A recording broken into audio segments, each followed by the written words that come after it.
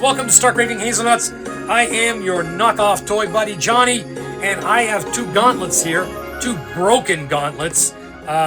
This one is a typical release gauntlet. It's got the stones, it's got the sound effects, but the lights don't work anymore on it. This one, someone who owned it, it's a kid's version, so it's kind of small, but it's a perfect size for display. So it is missing the main Infinity Stone. And the last owner, some kid, I guess, didn't like the lights, so they ripped all the wiring out and the battery pack, so it doesn't even function as a light up thing anymore. So what I'm going to do is I am going to take the Infinity Stone from the front of this gauntlet and see if I can't fit it into there and turn this into a display, so at least I can save one of them. So then I'm going to take all the Infinity Stones out of the knuckles and the thumb, and I'm going to make holes in the glove that are bigger, so that when I do eventually figure out a way to put light up here that doesn't melt the glove, that light is going to blast through these Infinity Stones and make the color look redonkulous. So the first order of business is to take that nano gauntlet, take it apart, get the stone out, and I'm going to do that just as soon as I can find it. It's somewhere around here from the last segment I just shot, and there it is, over there by the Spider-Man toy. We'll be right back, guys. I'm going to get to work. Okay, guys, here it is. I have got the gauntlet all taken apart. Here's the little voice box gizmo here. The bigger task at hand is taking the Infinity Stone from here. And I thought it was going to be flat, but it's not. It's this type of thing.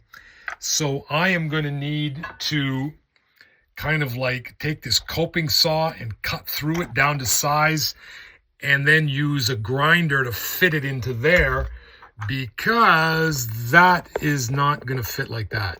It's the size. Here we go. So you can see the sizes are not perfect. So I'm going to need a grinder to grind the plastic down on the sides once I get it flat.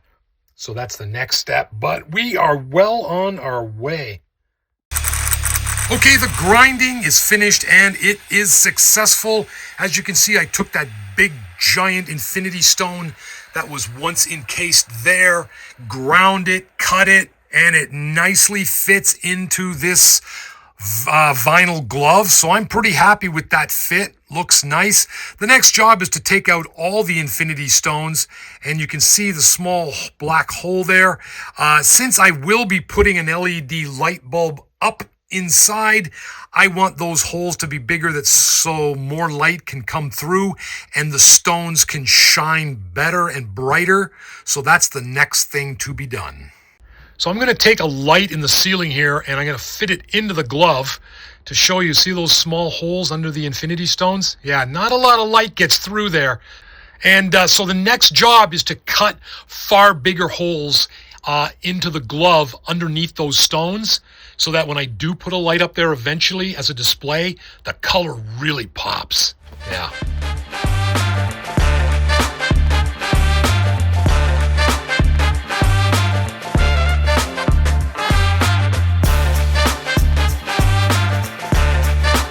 Okay, toy friends, here we are back with the completed knockoff vinyl bootleg Infinity Gauntlet project, all done and mounted. And I actually mounted it on a lamp. Yeah, it worked. It totally worked. I've mounted it on a lamp, and I use this for a bulb. It's just a small 40 water. It's an LED, so it does not get hot, so the glove will not melt. And just by chance, the bulb size, the dimensions, the circumference of the bulb fits perfectly into the palm and back section of the hand without effort. And it sits just nicely. Look at that. Beautiful. So let's turn it on and take a look at the lights. I think you're going to be as impressed as I am. Boom. Now, I do realize that under this camera exposure, these stones are probably being blown out with exposure, and you're not really seeing it as I see it with the naked eye. We'll move it a bit closer, maybe.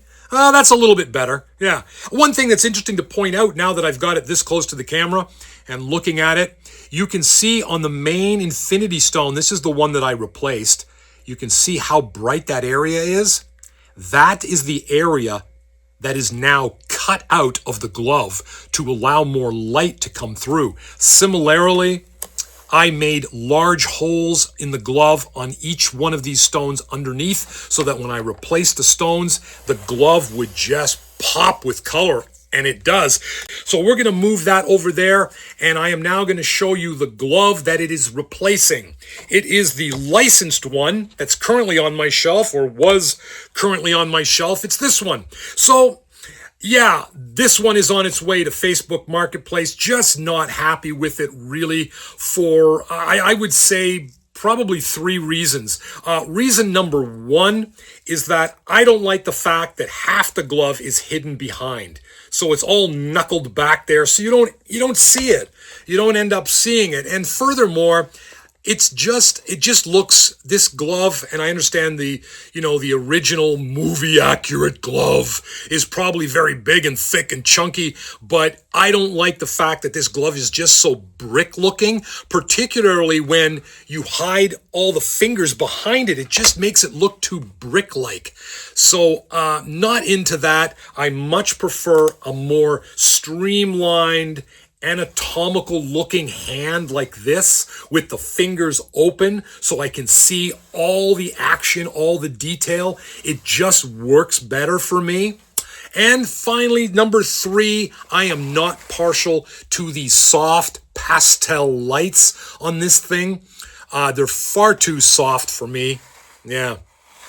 Compared to the glove here, the knockoff glove stones, which I prefer. And the reason I like them with a more high octane popping candy look is because on my shelf, there are so many toys, so many boxes and other, figure knickknacks around that I need a glove that just stands out. And these stones stand out on my shelf next, surrounded by boxes and figures. This one, no, these stones just don't do it. They just get lost in the myriad of toys, boxes, and figures. So this one needs to be marketplaced. Out it goes. See you later, sucker. And this is the new one for the collection. So what do you guys think? I realize that stuff like this is totally and utterly subjective. So anyway, give me a comment if you want. I just like the fact that I took, a cheap vinyl knockoff for $3.99 that was missing the stone, did a little extra work, mounted it on a little stand with some nice lights, and I have kind of saved it from landfill, which, hey, to me, that's a bonus. And I got a nice little glowing light up candy colored Infinity gauntlet prop for my shelf. Guys, this is Johnny B. You've been watching Stark Raving Hazelnuts. And if you do like stuff like this, if you do like action figures, if you do like dinosaurs, Godzilla, and bootleg superhero toys, consider liking, consider subscribing, and by all means, comment if you want to. This is Johnny B, Stark Raving Hazelnuts. Thank you very much for watching. And for all my subscribers out there, thank you very much for your patronage. We'll see you real soon, guys. Peace out.